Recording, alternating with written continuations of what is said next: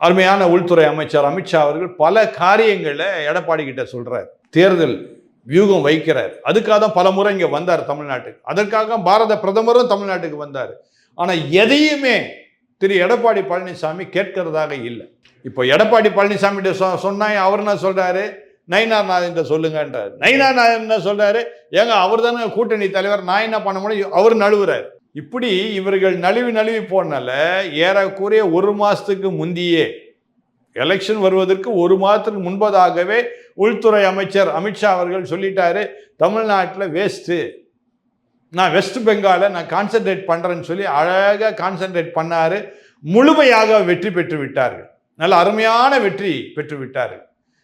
அதனால் நாளை திரும்ப இதே பிஜேபி தமிழ்நாட்டில் வருவதற்கு நிச்சயமாக ஒரு காலம் வரும்.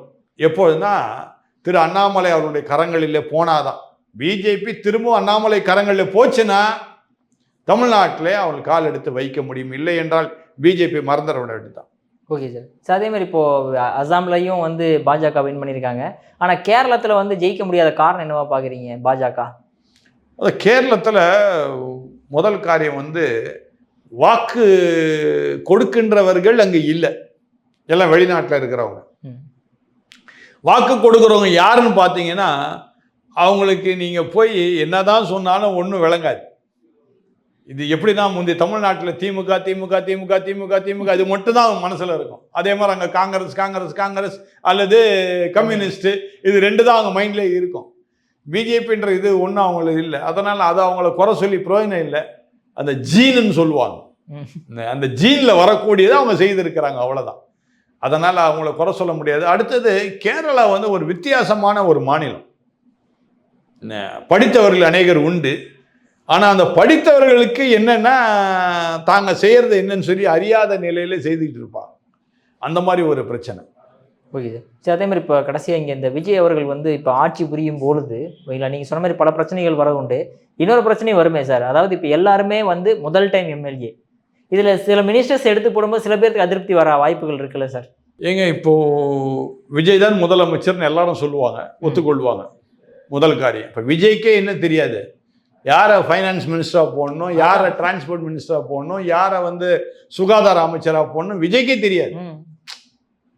இதை தான் நான் ஒரு மாதத்துக்கு முந்தையே நான் என்ன சொன்னேன், தம்பி உனக்கு அனுபவமே இல்லை அரசியலில், நீ முதல்ல ஒரு கட்சியோடு கூட கூட்டணி வச்சு நீ இது பண்ணு, அரசியலில் தெரிஞ்சுக்கோன்னு. சரி, எப்படியே ஜெயிச்சு வந்துட்டார், என்ன நல்ல ஒரு இதோட மெஜாரிட்டியோடு வந்திருக்கிறார், ரொம்ப சந்தோஷம். இப்போ அதுக்கு தான் நான் ஆலோசனை என்ன சொல்ல வரேன்னா, இப்போ இவரோடு கூட விஜய் கூட இப்போ எப்படி இருந்தாலும் ஒவ்வொரு துறையிலும் ஐஏஎஸ் ஆஃபீஸர் இருக்கிறாங்க. இப்போ இந்த ஐஏஎஸ் ஆஃபீஸர் யார் நல்லவங்கன்னு முதல்ல இவர் அனலைஸ் பண்ணணும். அதான் அடுத்தது. ஏன்னா விஜய்க்கு தான் ஒன்றும் தெரியாது. இப்போ வர நீங்கள் சொன்ன மாதிரி எல்லாரும் புதுசாக வந்து உட்கார போகிறாங்க துறைகளில், அவங்களுக்கும் ஒன்றுமே தெரிய போகிறது இல்லை. இந்த ஐஏஎஸ் ஆஃபீஸர் மட்டும் சரியாக இல்லை என்றால் இந்த ஆட்சி கவிழ்ந்துடும். ஏதாவது ஒரு சின்ன பின்னமான ஆகி, ஏன்னா இப்போ எதிர்கட்சி எடப்பாடி பழனிசாமியாக இருந்தாருன்னா பிரச்சனையே இல்லை, ஏதோ போனா போதுன்னு சொல்லி லைட்டாக 2-3 வார்த்தை சொல்லி விட்டுருவார். ஆனால் திமுக அப்படி இருக்க போகிறது கிடையாது. ஏன்னா ஏற்கனவே விஜய் வந்து திமுக பயங்கரமாக தாக்கி பேசினார் எல்லா இடத்துலையுமே. அதனால் திமுக அந்த வெறியில் இருப்பாங்க. நீ வந்துட்டியா, நீ எப்படி ஆட்சி பண்ணுற, உன்னை குடைச்சல் கொடுத்து உன்னை வந்து அசிங்கப்படுத்துகிற பாருன்ற நிலைமைக்கு திமுக கட்டாயம் இருக்கும். இதை இவங்க எப்படி எதிர்கொள்ளணும்னா, முதலாவது நல்ல அந்த துறைகளில் நல்ல ஐஏஎஸ் எக்ஸ்பீரியன்ஸ்டு ஆள், அனுபவம் உள்ள ஆட்களை முதலாவது அவங்க போடணும், முதல் காரியம். அடுத்து தைரியசாலிகள், மூன்றாவது உண்மை உள்ளவர்கள். இதை தான் கண்டுபிடிக்கணும். இல்லை யார் உண்மை உள்ள நமக்கு தெரியாது. ஏன்னா ஐஏஎஸ் ஆஃபீஸரில் இப்போது கோடீஸ்வரர் ஆனவங்களாம் இருக்கிறாங்க, ஒன்றுமே இல்லாமல் இருந்தவங்களாம். இந்த மாதிரி ஆட்சியாளர் வரும்போது அவங்களுக்கு ஒன்றும் தெரியாதனால இவங்க சொல்கிறத அவங்க கேட்டாகணும். எல்லாத்தையும் கையெழுத்த போட்டோம், இவங்க கோடீஸ்வரர் ஆகிடுவாங்க. ஆட்சியாளர் ஆகிறாங்களோ இல்லையா, ஐஏஎஸ் ஆஃபீஸர்ஸ் ஆகிடுவாங்க, ஐபிஎஸ் ஆஃபீஸர்ஸ் ஆகிடுவாங்க. அதனால் இவர் பார்த்து அனலைஸ் பண்ணி ஜாக்கிரதையாக செய்ய வேண்டும். ஆனால் விஜய்க்கு நான் ஒரு காரியத்தை நான் சொல்வேன். எப்பொழுதுமே நாங்கள் சொல்கிற ஒரு காரியம், எங்களுடைய வேதாகமத்தில் சொல்லக்கூடிய ஒரு காரியம் என்னவென்றால், ராஜாக்களை வைப்பதும் எங்கள் ஆண்டவர் தான், ராஜாக்களை தள்ளிவிடுவதும் எங்கள் ஆண்டவர் தான். திமுகவில் பார்த்தீங்கன்னா எல்லா பிஷப் மாதிரிலாம் போனாங்க. நீங்க பார்த்தீங்கல்ல, எல்லா பிஷப்பும் இவங்க தான் ஜெயிப்பாங்க, இவங்க தான் ஜெயிப்பாங்க. இப்போ என்ன பண்ண போறான் அவன்லாம் தெரியல. இந்த அங்கேயே கலத்தி விட்டு போயிடுவானா? அவன் உண்மையான ஆம்பளையா இருந்தால் அதான் செய்யணும். அதுதான் நான் சொல்லுவேன். அவன் போகும்போதே சொன்னேன், டேய் உங்களுக்கு தேவையில்லாத வேலை இது. இப்போ நான் வந்து ஆதரவோடு நான் எங்கே பேசுகிறேன், ஒரு தொலைக்காட்சி முன்னாடி நான் பேசிகிட்டு இருக்கிறேன். எந்த ஒரு தலைவங்கிட்டே நேரடியாக போய் நின்றுக்கிட்டே நீ தான் ஜெயிப்ப, இவருக்கு நீங்கள் வாக்கு கொடுங்க நான் எங்கேயுமே நான் சொல்லவே இல்லை. உங்களுக்கே நல்லா தெரியும். அது நான் மக்கள்கிட்ட சொல்கிறேன், மக்கள்கிட்ட ஆதரவு கேட்டேன் நான். அந்த மாதிரி நீங்கள் கேட்டிருந்தா நீ நல்லவன். இப்போ நீங்களாம் என்ன பண்ண போகிறீங்க? திமுக ஒன்றும் இல்லாமல் போயிடுச்சு. திமுக தான் வரும்னு சொல்லி சாதிச்சாங்க.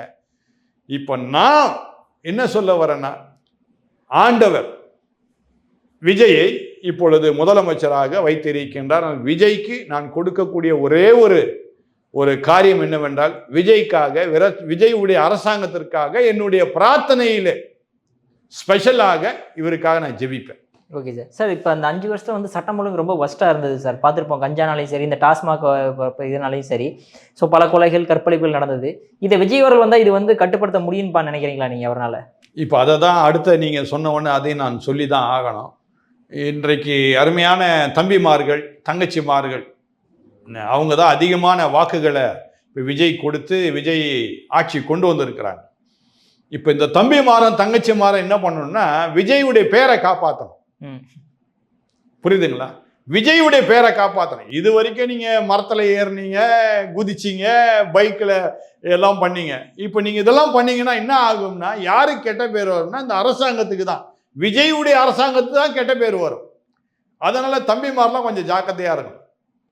கொஞ்சம் உங்கள் வாழெல்லாம் சுருட்டிக்கிட்டு அமைதியாக நம்ம அண்ணன் ஆட்சி புரிகிறாரு அப்படின்னு சொல்லி சந்தோஷமாக அதை ஏற்றுக்கொண்டு அந்த மகிழ்ச்சியை குரங்குத்தனமாக காட்டாதபடிக்கு, நான் திரும்பவும் சொல்கிறேன், உங்கள் மகிழ்ச்சியை குரங்குத்தனமாக காட்டாதீங்க.